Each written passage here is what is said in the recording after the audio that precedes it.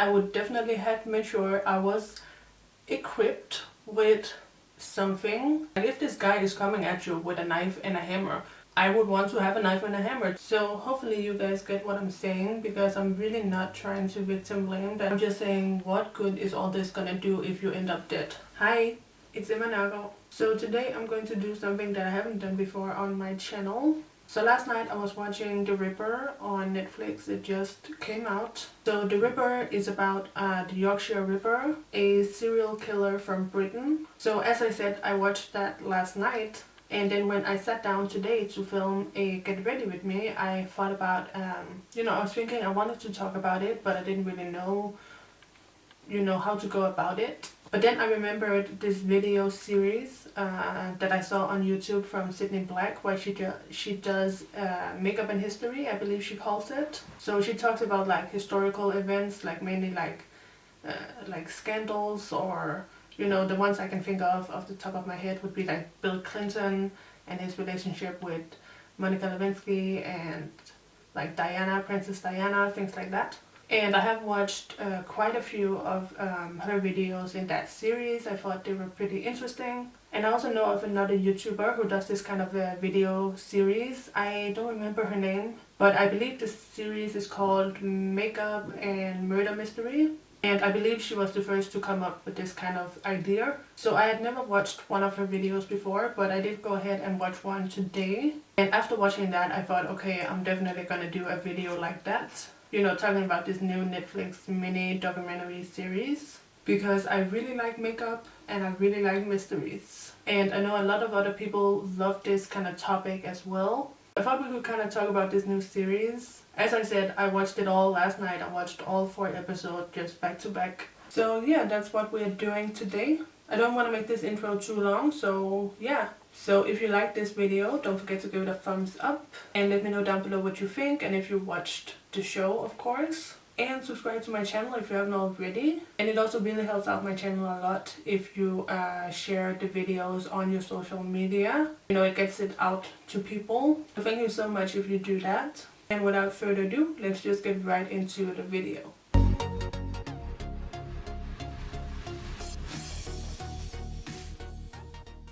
Okay, so this whole case starts out in Leeds in 1975. And a mom of 4 is brutally murdered. So this mom went out to go drinking, and she left her 4 kids at home, putting the oldest one in charge. The oldest one was 9 years old, and then she went out to drink. And Leeds at this time was really struggling. The unemployment rate was going up. Many women at the time were working as prostitutes. And that is kind of what lays the foundation for the entire case with the Yorkshire Ripper. So Wilma McCann was struck with a hammer, and she was also stabbed. So really freaking brutal, huh? And in the Netflix series, we actually see one of her boys, now as a grown man of course, and he talks about the events. And actually one of his sisters committed suicide years later. But actually Wilma McCann was not the first victim. She was the first one that got murdered, but she was not the first one to get attacked. It actually all started 6 years prior in '69 when the Yorkshire Ripper had attacked a prostitute. But because the prostitute didn't want any more dealings with the police, she decided to drop the charges. So it's so crazy for me to think that if he hadn't gotten away with like the first attack, then maybe this whole thing could have been avoided. And the Yorkshire Ripper actually also attacked other women before the first murder. But those women weren't prostitutes, so they were not considered as being his victims, because the link between all the victims was that they were prostitutes. So these women that had been attacked that were not prostitutes, they were simply disregarded because they didn't fit the profile. And Wilma McCann, the first murder victim, she was a prostitute at the time. And in the documentary we also find out that the police used some pretty sexist terms about Wilma McCann. They were very focused on her being a neglectful mother, leaving her kids to go out to drink, of course prostitution, which just seems kind of strange because you're trying to find her killer and you're focusing so much on her character and her negative traits. So anyway, the police doesn't catch the killer, and a few months later he kills again another prostitute. So this woman, Emily Jackson was her name, she had been prostituting herself to support her family, and again she had been hit in the head with a hammer, just like the first murder victim. And in this same year, in 76, he attacked another woman who was 4 months pregnant, and she survived, but her baby did not. I just think that is so sad. So she accepted a lift from the Yorkshire River, and she was also struck with a hammer, and she was only 20 years old. So the following year, 77, he killed 3 more women, and he attacked a 4th that survived. Oops, I'm sorry, it was actually 4 women that he murdered and a 5th that he attacked in this year of 77. And what is interesting about this is that here we have a victim that was not a prostitute, she was a 16-year-old girl, and the police described her as the first innocent victim, which of course sparked huge outrage. So this young girl's name was Jane MacDonald. She had no links to prostitution, to sex work, anything like that at all, and the police were heavily criticized for only starting to take these murders really serious after she died.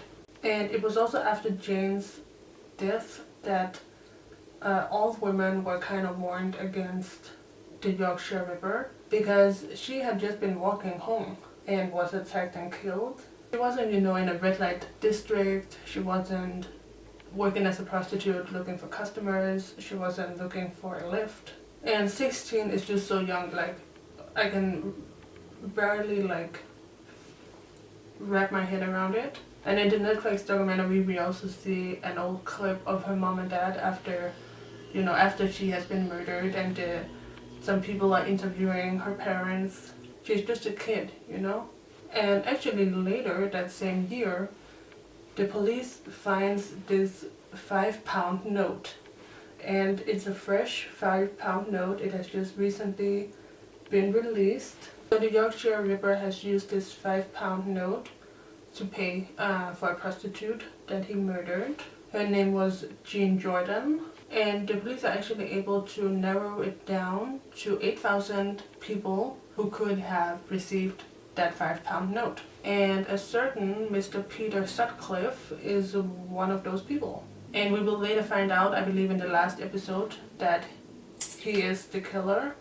And Sutcliffe is actually interviewed at the time regarding the note, but nothing happens. And it's so crazy, but he was actually interviewed 9 times by the police without them charging him or connecting him with the case. So this is a big blow to the police, because they think that with this note, this 5-pound note, they're finally gonna get that breakthrough. But nothing happens. They are not able to take the lead anywhere. So just a few months later, in January of 78, he kills again. It's another young prostitute. She's 21. Her name was Yvonne Pearson. And again, she's killed with a hammer. And then just a few days later, he kills another prostitute. This time she's only 18, Ellen Ritka. And she too is hit in the head and also stabbed. It's just so crazy to me to think about how young these girls and women were, many of them. Like, I think about how I was when I was a teenager, like 18, 16, 19, 20, those kind of years. It's just so, mind-blowing. Anyway, in the same time period, around 78, 79, the police receives some letters from someone who claims that he is the Yorkshire Ripper. And eventually they also receive a tape recording where he speaks. And just like with the 5-pound note, this becomes a huge thing, of course, for the police. They have a linguistic expert that narrows down the field you know, narrows down where this voice is coming from, like what kind of accent is it, where would you find that accent, and I believe he narrows it down to like 1 square mile to an area called Castletown. And the thing here that really, holy smokes. Okay, so this bronzer is like, what the heck, I was not expecting that. It's a new bronzer, I haven't used it before, and it's just, so anyways, the police start treating this, instead of as a line of inquiry, they start treating it as a means to eliminate suspects. And of course this turns out to be a huge mistake, because the letters and the tape recording is indeed a hoax. But the reason why the police does it to begin with is because the DNA found on, you know, the part you lick on the envelopes, and the DNA found at the crime scenes, they have the same blood type. I believe it's the AB blood type. I don't remember exactly, but it's a pretty rare blood type, and it narrows the suspects down to just 6% of men. So that means that whoever sent the letters and whoever committed the crimes are very likely to be the same person. However, as we later find out, it is not the same person. It is the same pretty rare blood type, but it's not the same. And this of course is a big mistake on the police part. They're very focused on this tape recording and these letters, and they actually spent over £1 million on publicity around this tape recording and these letters. They start broadcasting the tape recording in public spaces, and ultimately nothing happens. They also put out a big old reward for anyone who has any information. I believe it was like £30,000. And actually the letters that the supposed killer had sent the police, we find out that these letters are actually kind of paraphrasing letters from Jack the Ripper. And that is kind of crazy to me that no one checks for this, because the wording in those letters is a little bit strange. And maybe if they had checked the similarities between these false letters and Jack the Ripper's letters, they might have found, you know, that they were very similar, and that might also have led to them looking into what the letters and the tape recording was stating, because these letters and the tape recording was not stating anything that hadn't been published in the press. So it wasn't giving away anything new. And actually at the time when the tape was received, another woman had been murdered that the police had not yet found, and the tape says nothing about this. So in the tape recording, the man, he goes on to really taunt the police, talk about how they are very inefficient,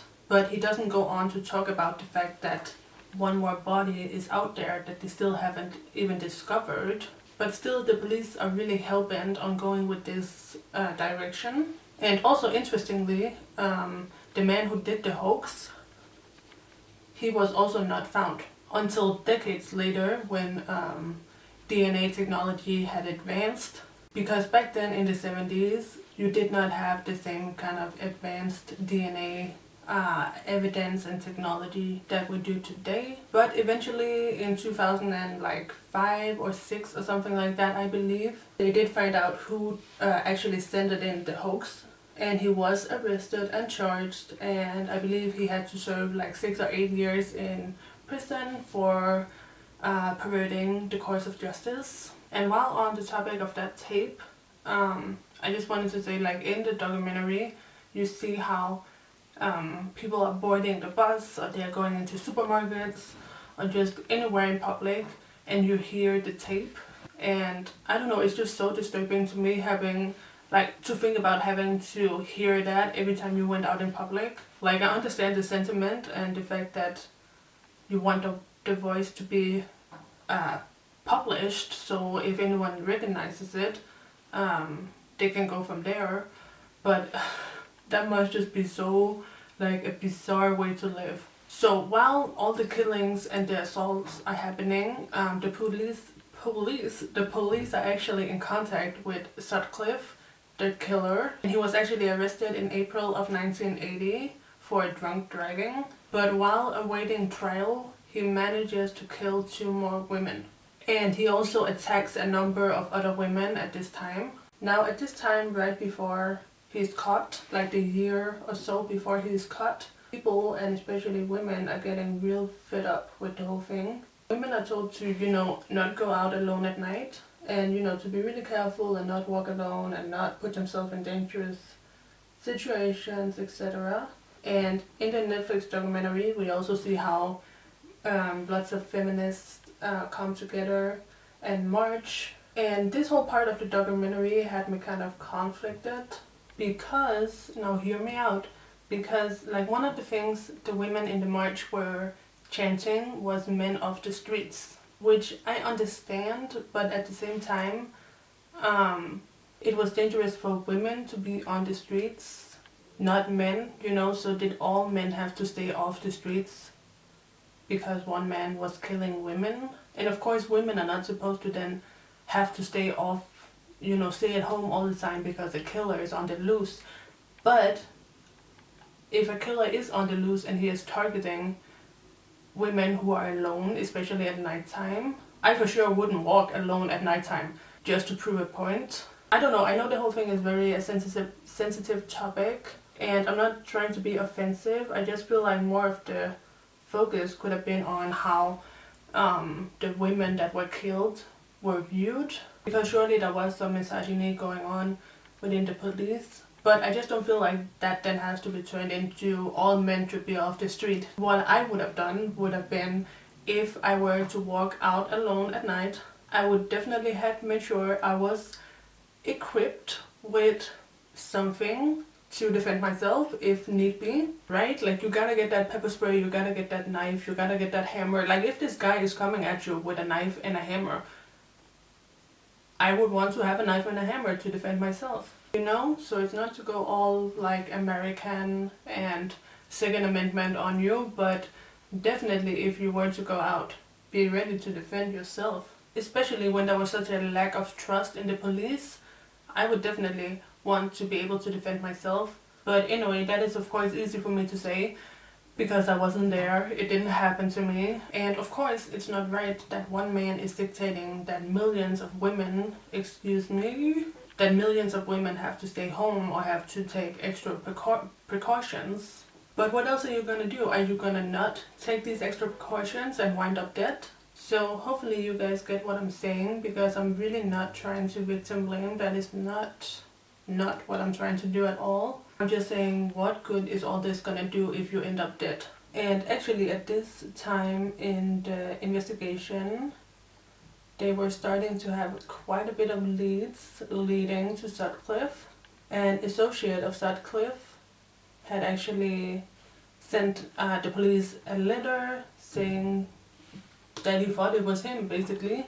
And he had also been to the police station saying the same thing. And of course, Sutcliffe had been interviewed 9 times at this point. There were several files on him, but this was before the time of computers, so everything was on paper and there was just so much, and it was not categorized properly. It was just such a mess.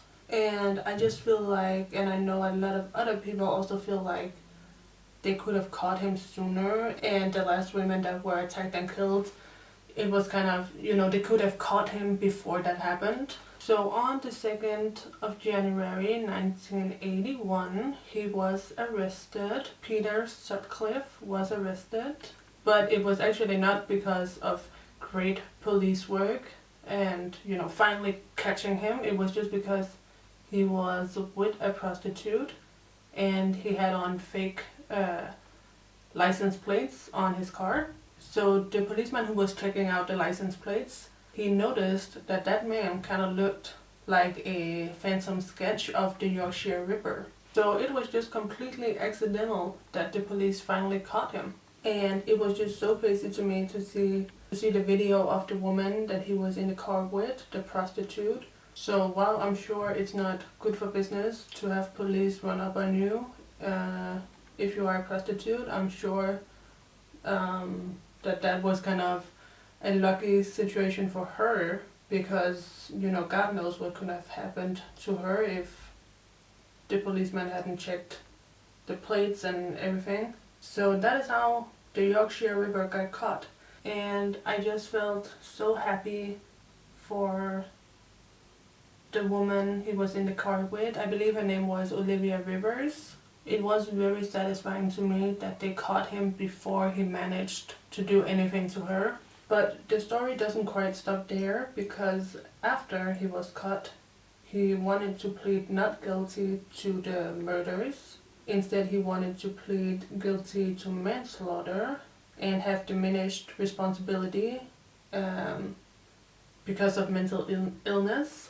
And I just think that was such baloney. Like, he was talking about how God was speaking to him to kill these prostitutes, and you know, he was, well, doctors found him to have schizophrenia, which may certainly be true, but I still definitely think he knew what he was doing and that he should be held totally accountable. So yeah, I was really glad to see that that he didn't get the lower sentence, because I, for one, I do believe he kind of faked some of his like schizophrenia symptoms, because his wife did have schizophrenia, so I think he knew about it from her, and then he just tried to see like how much could he get away with, and I'm just really glad he didn't get away with it. And a policeman actually testified that he heard him say he was hoping that they would just give him, like, I believe he said like 10 years in the loony bin. So yeah, I think he was very cunning, and I'm glad people didn't fall for it. So yeah, he got 30 years, which I think is very reasonable considering what he did. I think sometimes in Europe we have like too low sentences. I think sometimes in America they have too harsh sentences. And do you guys want to know something? He died of COVID this year. I don't know why, but I just think that is so funny. Like, that's just, it just brings the whole thing like full circle for me. And of course there's also the question of why he did it.